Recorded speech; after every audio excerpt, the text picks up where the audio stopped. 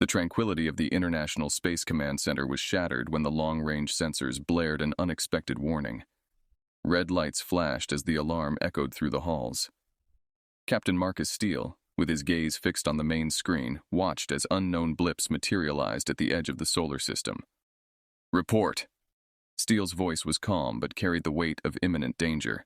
Lieutenant Ramirez, his hands flying over the console, responded swiftly.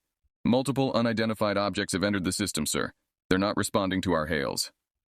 Steele turned to his communications officer. "Keep trying, and get me the defense secretary on the line, now." As the crew scrambled, Admiral Jacobs walked in, his expression grim. "Marcus, what's the situation?" "We may have a first contact scenario, but nothing friendly," Steele replied, his eyes never leaving the screen. "Their trajectory suggests they're heading straight for Earth." Jacobs nodded. "I've authorized DEFCON 2. Ready the orbital defenses and prepare ground troops for possible engagement." "Yes, sir," Steele acknowledged, then turned to his tactical officer, Commander Franklin. "Let's get those defense platforms online. I want every gun ready to fire the moment I give the word." Franklin, a veteran of space warfare, nodded solemnly. "Defense systems will be armed in 5 minutes. We'll give them a warm welcome."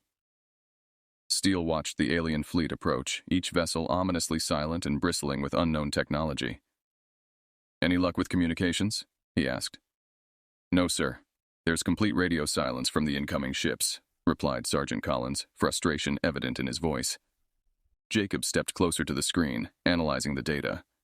"They could be using a form of communication we can't intercept. We should assume they're hostile until proven otherwise." Steele agreed. "Prepare all personnel for combat. This could be the fight of our lives." Minutes felt like hours as the alien ships continued their relentless advance towards Earth. Then, as the first ship entered orbit, it released a barrage of what appeared to be advanced missiles. The command center was thrown into chaos. "Evasive maneuvers," Steele barked.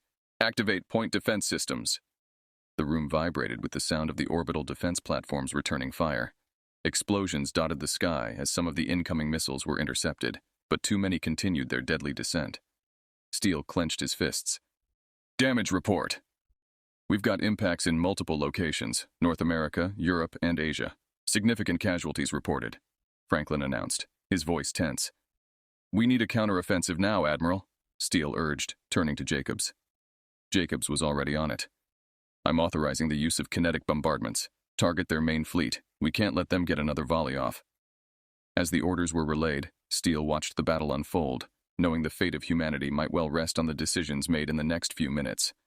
The screens showed their counterattack launching, the tension palpable. "Sir, we have impact," Ramirez shouted. "Direct hits on the lead alien ship." Steele felt a brief surge of triumph, quickly suppressed. "Keep the pressure on, launch all fighters, and bring our satellite lasers to bear.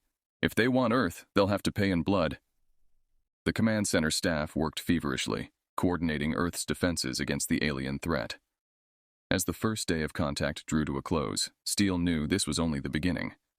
Whatever intentions these aliens had, humanity would stand firm, fight hard, and, if necessary, strike back even harder. The war for Earth had begun. The night sky over Earth's major cities transformed into a chaotic light show of explosions and descending debris. In the International Space Command Center, the tension was palpable as Captain Marcus Steele and his team monitored the relentless advance of the Thalna fleet. "Sir, they've breached our orbital defenses. Ground forces are engaging, but the enemy's advancing quickly," reported Commander Franklin, his voice betraying his concern over the unfolding situation. Steele clenched his jaw. "Evacuate civilian populations in the affected areas. We need to buy time to regroup and strategize." Admiral Jacobs, overseeing the defensive operations, turned to his communications officer. "Get me updates on all fronts. I want to know our status every minute." The large screens displayed the rapid movements of the Thalna ships as they descended into Earth's atmosphere, launching smaller assault crafts that began to swarm major urban centers. Steele watched, his heart sinking as the reports came in of cities falling under the alien onslaught. In the war room, Dr. Miles Bennett, a tactical analyst, approached Steele with a tablet showing troop movements. "Captain, we're seeing a pattern in their landings. They're targeting our military bases and research facilities first." Steele nodded, analyzing the data. "They're trying to cripple our ability to fight back, set up a defensive perimeter around the remaining bases. We need those operational if we're going to stand any chance." Outside, the sky was lit by the continuous exchange of firepower. Sergeant Collins, stationed at an anti-air battery, shouted commands to his unit, coordinating their fire against an incoming wave of Thalna fighters. "Steady, team. Aim for their engines." Back in the command center, Steele received a direct communication from one of his field commanders in Europe. "Captain Steele, this is Lieutenant Harper. We've established a defensive line around the Geneva facility, but we're heavily outnumbered. Maintain your position, Lieutenant. Reinforcements are en route. Hold that line at all costs," Steele commanded, his voice firm despite the grim prospects. As Steele ended the call, Jacobs approached with a grave expression. "Marcus, our satellite networks are being jammed. We're blind in several sectors. We need to switch to ground-based communications. Get our tech teams to reroute everything. We can't afford to lose touch with our forces," Steele responded quickly, adjusting to the rapidly changing battlefield dynamics. Meanwhile, in a makeshift command post in New York, Captain Johnson was leading a counter-assault against a Thalna ground force. The urban warfare was brutal, with humans and aliens exchanging fire amid the ruins of the city. "Push forward," Johnson yelled, leading his squad through the devastated streets, exploiting every opportunity to push the aliens back. The day turned to night, and the fighting continued unabated. Steele, back at the command center, received a series of reports detailing significant human casualties, but also some small victories. The human spirit, it seemed, was not easily broken. As the first wave of the invasion concluded, Steele and his team were left staring at a world map dotted with conflict zones. "We've lost a lot today," Steele admitted to Jacobs, "but we've also learned. Tomorrow, we fight smarter, hit harder." Jacobs nodded in agreement, weary but resolute. "They've brought the war to us, but we're not defeated yet. We'll give them a fight they'll never forget." Despite the heavy losses, the resolve of Steele and his team solidified under the pressure. The battle for Earth was far from over, and humanity would continue to defend its home, no matter the cost. The invasion was just the beginning, and the will to fight was stronger than ever. In the underground complex beneath what used to be Denver, Captain Marcus Steele surveyed the gathered remnants of Earth's defense forces and the ragtag groups of civilians who had escaped the Thalna onslaught. The atmosphere was tense, charged with the fear and determination of a cornered species. "We can't keep running," Steele asserted in the dimly lit war room, addressing his senior staff and the newly formed civilian militia leaders. "It's time we take the fight back to them." Dr. Elena Winters, who had been leading the research on captured Thalna technology, approached with promising news. "Captain, we've made a breakthrough with the alien tech. I believe we can modify our weapons to be more effective against their armor." Steele's eyes lit up with a spark of hope. "Good work, Doctor. Let's get those upgrades to our units as soon as possible." In the makeshift armory, engineers and scientists worked alongside soldiers, retrofitting weapons with alien technology. Sparks flew, and machines hummed in a symphony of wartime innovation. Meanwhile, Steele organized a meeting with his tactical advisors and the leaders of the civilian militia. "We need to hit them where it hurts. We've located a Thalna command center established in what was once Chicago. Taking it down will disrupt their operations and give us a window to strike more targets." Commander Franklin, now acting as Steele's right hand, pointed out on the digital map the multiple entry points for a coordinated attack. "We'll need precise timing and perfect execution. Every squad must know their part." As plans crystallized, Steele prepared to address the entire resistance force. The underground hangar, filled with hundreds of anxious fighters, fell silent as he took the stage. "Today we start taking our planet back," Steele began, his voice echoing off the concrete walls. "You all have been chosen not just to fight, but to stand for all humanity. This is our time to show that we will not go quietly. We strike at dawn." The crowd erupted in cheers, their morale boosted by Steele's confident demeanor and the prospect of turning the tide. Early the next morning, resistance fighters, equipped with newly upgraded weapons, launched a series of coordinated strikes. In Chicago, amidst the ruins of skyscrapers, Steele led one of the assault teams personally. As they approached the Thalna command center, stealth was replaced by the roar of gunfire. Steele, alongside Sergeant Collins and a squad of elite fighters, breached the outer defenses using a combination of guerrilla tactics and brute force. Inside the command center, the resistance fighters encountered stiff resistance from the Thalna troops. But the newly upgraded Earth weapons proved their worth, tearing through alien armor previously thought impervious. After intense fighting, Steele's team reached the central hub, planting explosives around key structural points. "Move out," Let's blow this place and get back to our lines, Steele ordered, the building rumbling from the impending detonation. The resistance fighters barely made it out before the command center erupted in a massive explosion, its destruction a significant blow to the Thalna control over the region. Back at the base, the successful mission was met with jubilation. Dr. Winters greeted Steele with a mix of relief and admiration. "You did it, Marcus. This is the turning point." Steele, looking over the cheering crowd, felt a surge of pride but knew this was just the beginning. "We've shown them we can hit back. Now, we prepare for the next phase. This war is far from over." The aftermath of the destruction of the Thalna Command Center marked a significant turning point for humanity's resistance. Under the leadership of Captain Marcus Steele, and with the technological innovations from Dr. Elena Winters, the human fighters were now more than mere survivors. They were a formidable force ready to challenge their alien oppressors. In the weeks following their victory in Chicago, Steele and his advisors planned a series of rapid, guerrilla-style strikes against Thalna positions across the globe. Using the underground tunnels and recovered alien transports, they could move quickly and strike unexpectedly, keeping the Thalna forces off balance. "All right, team, listen up," Steele began, addressing his unit commanders in the war room. "We've managed to capture some of their communication devices. We now have valuable intel on their supply routes and patrol patterns." Commander Franklin nodded, analyzing the data streaming on the screen. "If we hit these supply depots here, here, and here," he pointed out on the map, "we can cut off their support for weeks, maybe longer." Dr. Winters chimed in, her voice steady. "I've also upgraded our EMP devices. They should be able to disable their crafts without damaging the onboard tech. We can salvage it for our use." Steele approved the plan with a firm nod. "Execute the attacks within the next 48 hours. Disrupt, dismantle, and disappear before they can regroup." The operations unfolded with precision. In the dead of night, Steele's squads infiltrated Thalna supply depots in Asia, Africa, and South America. The raids were swift. EMPs disabled alien crafts, explosives destroyed supplies, and small arms fire handled any resistance. Sergeant Collins led one of the raids. As they breached the perimeter of a depot, he signaled his team to move forward. "Quietly, take out the guards and plant the charges. We're ghosts here." The guards were subdued, and the explosives were set without raising an alarm. As they exfiltrated, Collins detonated the charges, and the night sky was briefly illuminated by the fire of burning alien resources. Meanwhile, Steele coordinated the overall effort from a mobile command center. Each successful raid was marked on the map, a growing testament to their resilience and ingenuity. After the series of successful strikes, Steele convened a meeting with his top advisors and Dr. Winters. "We've struck significant blows, but we need to keep the pressure up. What's our next target?" Dr. Winters suggested. "Their air superiority has been a major problem for our ground forces.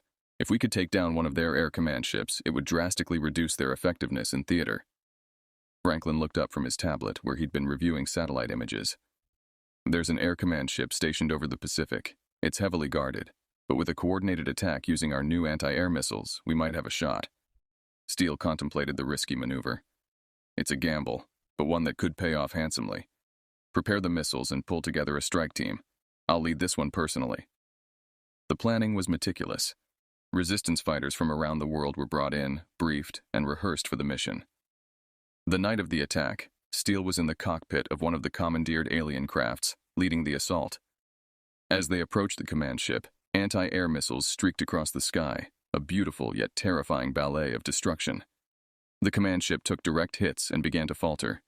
"Board it! Let's make sure it's out of commission for good," Steele ordered, his voice resolute over the comms. Steele and his team boarded the crippled alien command ship, ready to deliver a crippling blow to the Thalna air superiority, symbolizing not just a tactical win, but a significant psychological victory for humanity. The risky operation to board and disable the Thalna air command ship was underway. Captain Marcus Steele led his team through the burning corridors of the alien vessel, their path illuminated by flickering emergency lights and the glow of fires that consumed the advanced technology around them. "Keep your eyes sharp," Steele whispered into the radio, leading his squad deeper into the heart of the ship. "Our intel suggests the control room is 2 decks up.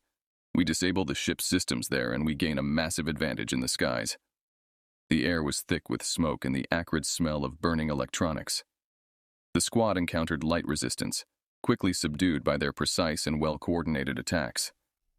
Each member of Steele's team was chosen for this mission based on their skills and their proven courage under fire.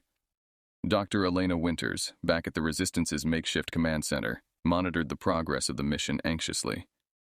She was in constant communication with Steele, providing him with technical advice on how to disable the ship's power core once they reached the control room. Meanwhile, Commander Franklin managed the broader battle from Earth. He coordinated the remaining Resistance forces to take advantage of the chaos this attack would cause in the Thalna ranks. All units, the command ship is being neutralized. Push forward, reclaim our skies. On board the alien vessel, Steele and his team reached the control room. The door was sealed, but that wasn't a problem for long with the explosives they had brought along. After a controlled blast, they breached the room, confronting a squad of Thalna soldiers who were hastily attempting to defend their ship. A fierce firefight ensued. Steele moved with lethal precision, each move calculated to bring them closer to their objective without unnecessary risks. Once the last of the Thalna soldiers fell, Steele approached the central console, his hands moving over alien symbols translated by a device Dr. Winters had provided. Marcus, you need to place the EMP device directly on the core's interface. It will disrupt their entire power grid, Winters instructed over the comms. Copy that, Elena, Steele replied, securing the EMP device where she had instructed. He then gave the order to retreat. All teams, move to extraction points. This ship will be dark in 3 minutes. As they evacuated, the device activated, sending a surge that darkened the ship and left it adrift. The successful mission sent shockwaves through Thalna strategic positions as their air support vanished, leaving their ground forces vulnerable and disoriented. Back on Earth, Resistance fighters cheered as they saw several Thalna aircraft plummeting from the sky, disabled by the lack of command and control. Steele's squad returned to the planet, greeted as heroes by their fellow soldiers and the liberated civilians. Today we've turned the tide, Steele addressed the gathered crowd upon their return. But our fight continues. We must use this victory as a stepping stone to greater successes. Let's get ready to take back our planet, one battle at a time. As celebrations erupted around him, Steele stepped aside with Dr. Winters. We should prepare for their counterattack. They won't take this loss lightly. You're right, Winters agreed, her eyes reflecting both the fire of determination and the fatigue of relentless conflict. I'll start working on enhancements for our defenses. We've got to be ready. With the skies now open, humanity's resistance could now coordinate larger, more effective operations against the Thalna. The balance of power was shifting, but Steele knew that the war was far from over. They had won an important battle, but the war for Earth's freedom still raged on. After securing control of the skies, Captain Marcus Steele and the human resistance felt a surge of momentum. They quickly capitalized on the Thalna's momentary disarray to launch a series of coordinated assaults across various global fronts. Each victory not only reclaimed parts of Earth, but also boosted the morale of the beleaguered human forces. In the war room buried beneath the ruins of an old military base, Steele reviewed the latest reports with his senior staff. We've pushed them back in several sectors.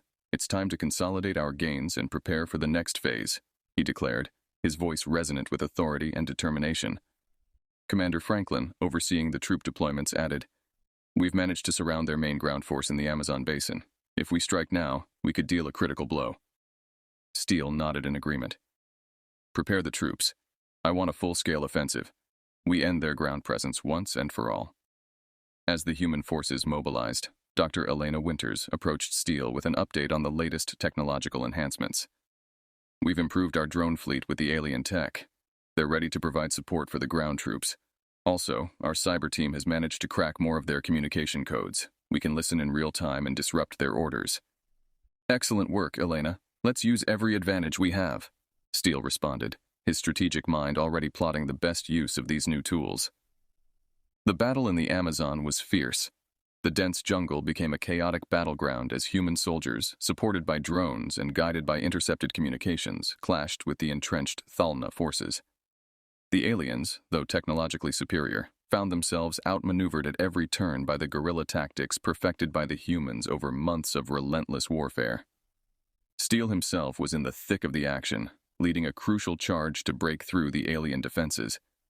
Push forward, he yelled over the roar of gunfire and explosions, his presence on the front lines inspiring his troops to fight with renewed vigor.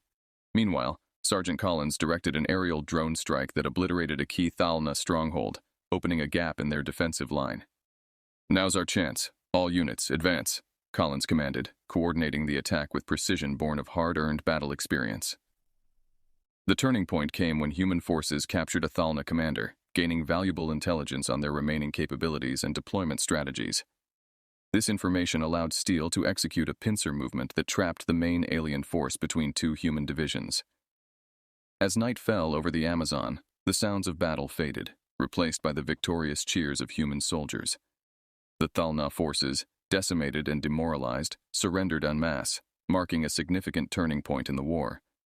Back at headquarters, Steele and his commanders assessed the aftermath.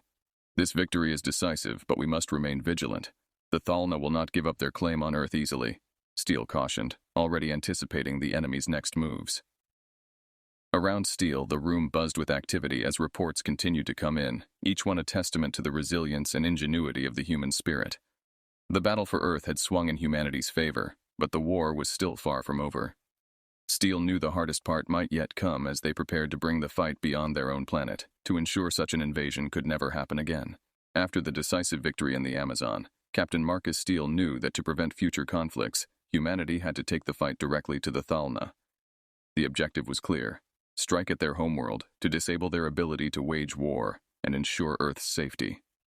The plan was audacious, but Steele, along with his advisors, knew it was necessary. Dr. Elena Winters had been working tirelessly on adapting a captured Thalna spacecraft for human use. "We've modified this ship to be undetectable by their sensors. It's your best shot at getting there without being blown out of the sky," she explained to Steele as they walked through the hangar housing the alien craft. Steele nodded, inspecting the sleek, ominous vessel.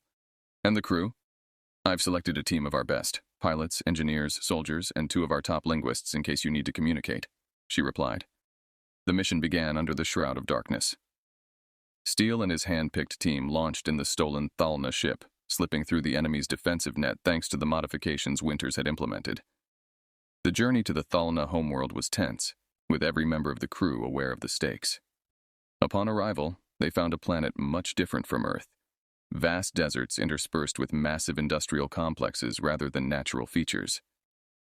"Looks like they sacrificed their own planet for the war machine," mused Lieutenant Harrow, Steele's second-in-command. Their target was a massive military installation rumored to house the central command for the Thalna's interstellar operations. As they approached, Steele's team used the stolen ship's weapons to disable the base's communications array, cutting it off from the rest of the planet. With the element of surprise on their side, Steele and his squad infiltrated the facility. They encountered stiff resistance, but the human soldiers, hardened by months of grueling warfare, were relentless. The corridors of the installation echoed with the sounds of gunfire and alien shouts. Steele led his team towards the main control room, each member covering the others with practiced precision.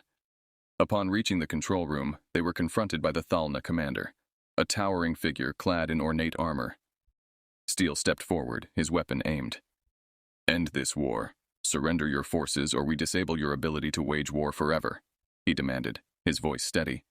The Thalna commander, realizing the futility of resistance and the determination of the humans, finally nodded in acquiescence, deactivating the planetary defenses and signaling a general surrender.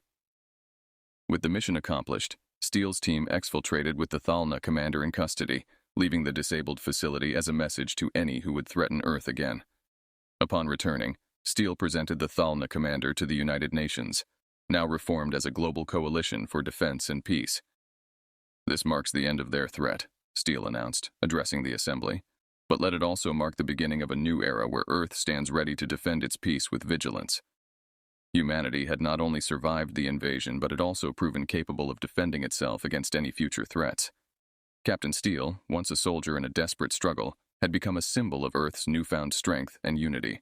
The final chapter of humanity's war against the Thalna opens with Captain Marcus Steele standing before a massive crowd in what was once a devastated city square, now the site of a grand ceremony marking the end of the conflict. The ruins had been cleared, and in their place stood new constructions, symbols of humanity's resilience and capacity to rebuild. "We've fought hard to reach this day," Steele began, his voice amplifying across the gathered masses. "Our victory was not preordained. It was earned through the courage, the ingenuity, and the unbreakable spirit of every man, woman, and child who stood up in defense of our world." Behind him, flags representing nations from around the globe fluttered in the wind, a reminder of the unity that had been forged in the fires of war. Dr. Elena Winters stood among the dignitaries, her work having been crucial in turning the tide of the war. As Steele continued, he shifted his focus to the future. Today, we begin a new chapter in our history. The threat from the Thalna is over, but our journey forward is just beginning. We must use the lessons of this war to build a better future for all of humanity. The speech was broadcast globally, watched by billions who took to the streets in their own towns and cities to celebrate and reflect. The sense of global camaraderie was palpable, a shared triumph over a common foe that had once seemed invincible. Following the celebrations, Steele returned to his duties, now more focused on reconstruction and diplomacy than on warfare. Under his leadership, Earth began to forge alliances with other civilizations, using the technologies gleaned from the war to enhance peace and prosperity rather than aggression. Dr. Winters led a new scientific council tasked with integrating alien technology in ways that benefited civilian life, from energy production to medical advancements. Her team worked closely with environmental groups to ensure that Earth's ecosystems, severely impacted by the war, were restored and preserved. In the months that followed, cities rose from the ashes, each one designed to be sustainable and resilient. Education and cultural exchange programs flourished, fostering a sense of global citizenship that transcended old borders and conflicts. Steele, ever vigilant, oversaw the creation of a new defense initiative. This was not merely a military force, but a comprehensive security effort that included space monitoring systems, rapid response units, and, importantly, a diplomatic corps dedicated to preventing conflicts through dialogue and mutual understanding. As the sun set, casting long shadows across the memorial, Steele reflected on the path that had led them here. "We have proven ourselves capable of great destruction and great compassion," he mused. "Let us choose the latter as the legacy of this war." With humanity united and stronger than ever, the future looked bright, a testament to their indomitable will and their capacity to adapt and thrive in the face of adversity. Earth was not just a survivor of the galaxy's conflicts, but a beacon of hope for a peaceful and prosperous future.